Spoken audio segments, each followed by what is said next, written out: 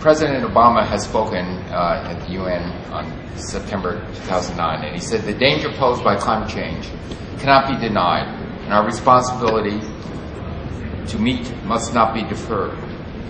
Future generations will look back and wonder why we refused to act, why we failed to pass on an environment that was worthy of our inheritance. And that is why the days when America dragged its feet on this issue are over. So I'm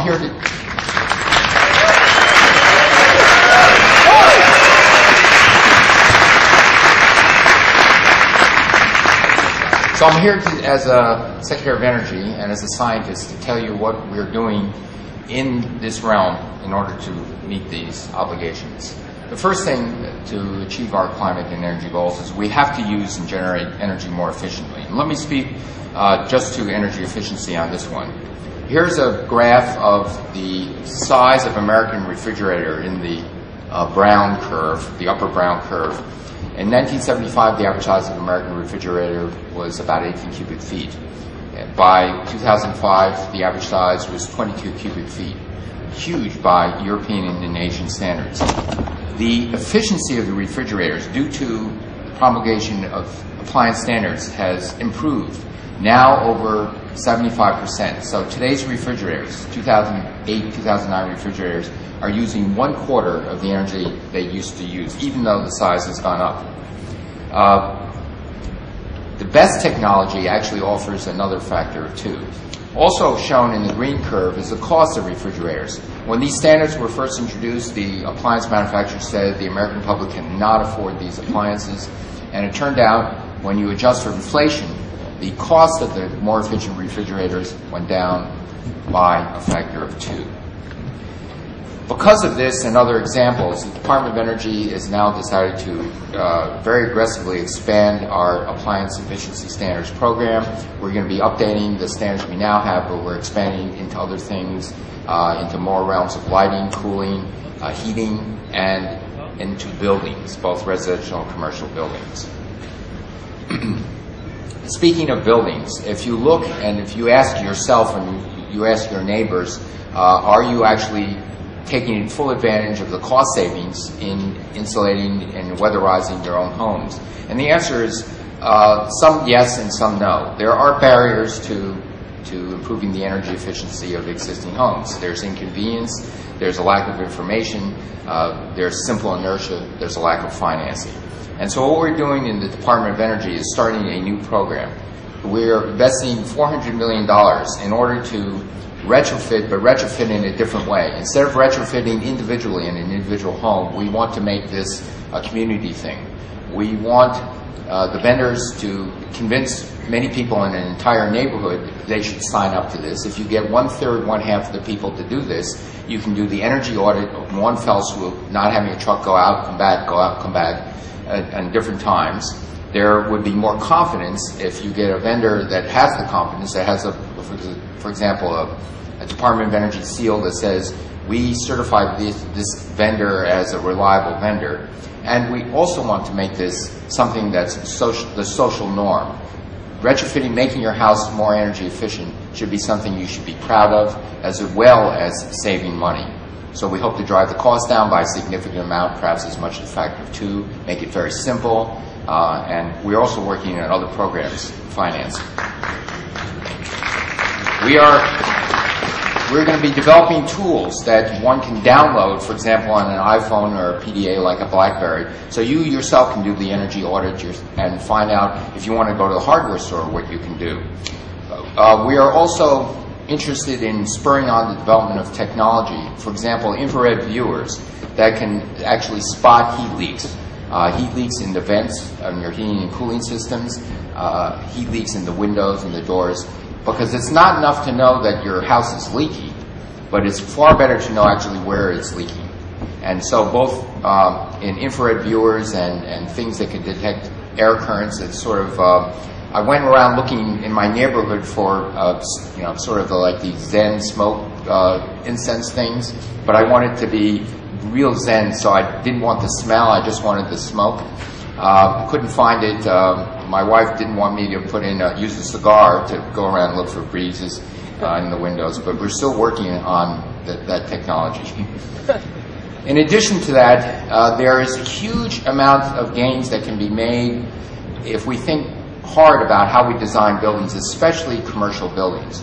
And we say that we should make buildings into Priuses. If you think of how a Prius was invented, the battery wasn't invented, the alternator wasn't invented, brakes weren't invented. What they did is they put the whole system together. And by putting the system together, so you step on your brakes and you charge up your battery that can run a small electric motor, the car became more fuel efficient. If you think about what goes into a building, the lighting, the building materials, appliances, heating, ventilation, air conditioning, the on-site power and heat, the integration of this building, and then a computer control of the building that automatically senses what's happening at the time of day, where light should be and where they shouldn't, where ventilation should be and shouldn't. These are things that we think can greatly improve the efficiency of building. We're not talking about 20-30% improvement.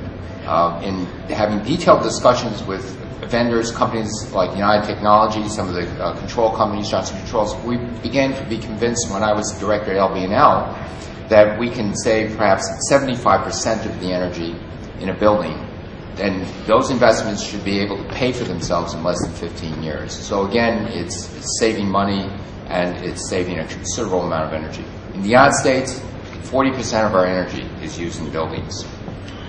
The other thing we need to do is unlock the full potential of renewables.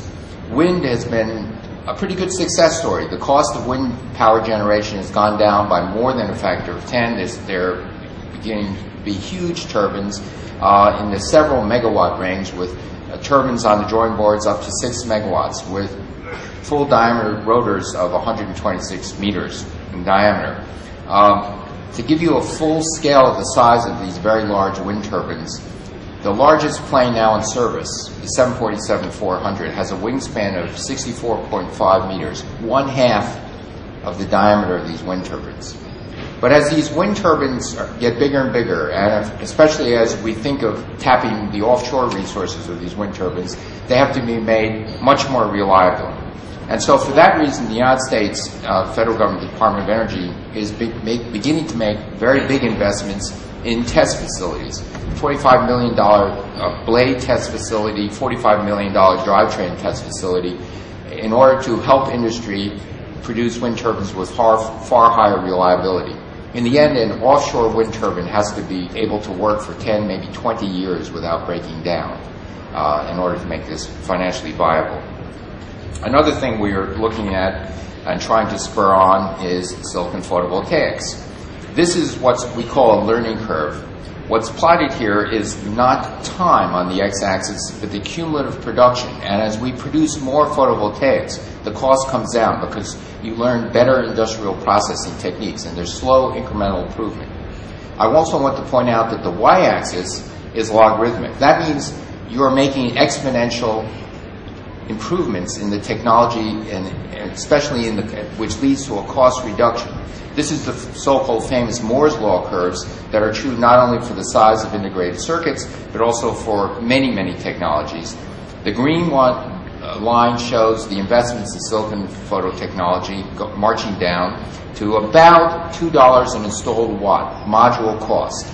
The full cost of installation is about twice that for large building size installations, because the balance of systems, the installation costs, the inverters, the hookups, all those things are now half the price. What we're hoping and what we're expecting from industry, they tell me that the cost of modules will go down by another factor 2 within 1 or 2 years, either from silicon technology, constant improvement in silicon technology, or through thin films.